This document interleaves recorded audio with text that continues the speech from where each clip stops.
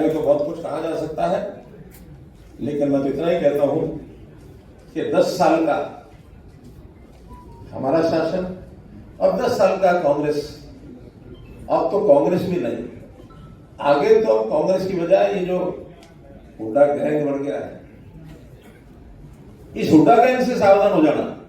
रोहतक के लोगों को खास करके कह रहा हूं मैं, हर प्रकार की दुविधाएं वो फिर खड़ी हो जाएंगी जो पहले खड़ी होती थी।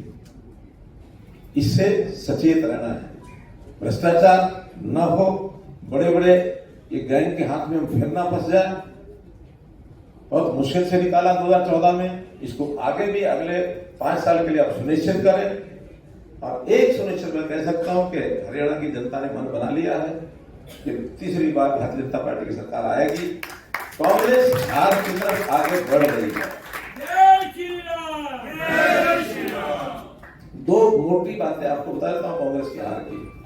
एक तो पिछले 1966 से लेकर आज तक एक ट्रेंड रहा है कि केंद्र के जैसे चुनाव हो जाते हैं, उसके कुछ समय बाद प्रदेश के चुनाव होते हैं, तो जो सरकार केंद्र में होती है वही प्रदेश में होती है।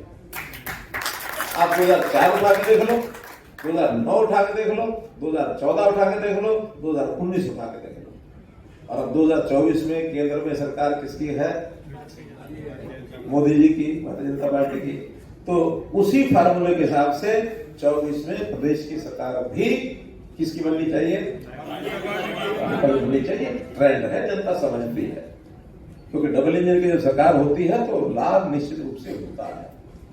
जो थोड़ी बहुत असमंजस लोकसभा 2019 में था, वो असमंजस विधानसभा में खत्म हो गया है। 19 में कुछ लोगों को था, लगता था कि शायद मोदी जी को हटा देंगे, लेकिन अब वो असमंजस लोकसभा का चुनाव होने के बाद विधानसभा के लिए खत्म हो गया। एक दूसरा, पिछले दिनों से कांग्रेस इतनी घबराई हुई है कि भाजपा ना आ जाए कहीं, इसलिए किसी दल से गठबंधन कर लो। एक के आगे हाथ बढ़ाया, दूसरा बढ़ाया, तीसरा बढ़ाया, आखिर में जिनके आगे हाथ बढ़ाया उन्होंने भी हाथ पकड़ने से मना कर दिया कि हम तुम्हारे से गठबंधन नहीं करेंगे। अब कभी उनकी है कि इनकी है, लेकिन इनकी हार का जो भय का जो मामला था वो सामने आ गया। अगर इनको इतना ही भरोसा है तो गठबंधन के लिए आगे क्यों बढ़ते? और इन्होंने दो छोटे छोटे दलों से तो अभी भी 1-1, 2-2 सीटें दे करके गठबंधन किया भी है। इतना क्या है?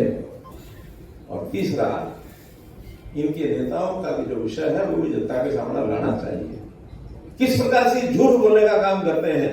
कभी संविधान खत्म कर देंगे, ये करते हैं, कभी आरक्षण खत्म करने की बात कहते हैं, ये करते हैं, जबकि आरक्षण इन्होंने कहा कि हम आएंगे तो हम आरक्षण खत्म करेंगे।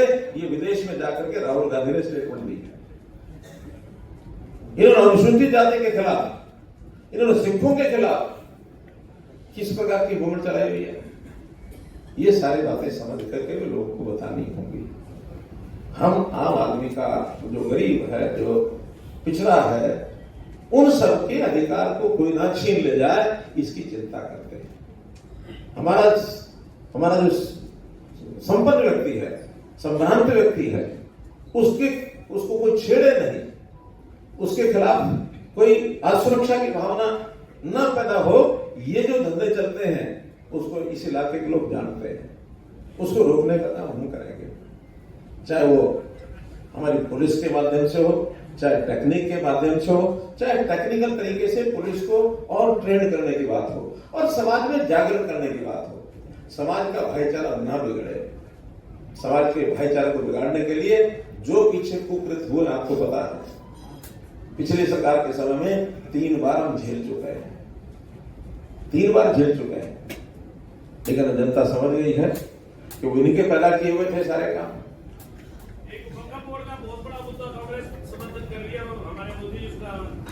चलिए, वो ऐसा कुछ लिख करके आप दे देंगे तो हम जनता के हित में, हर वर्ग के हित में जो बेस्ट पॉसिबल है उसको करते हैं।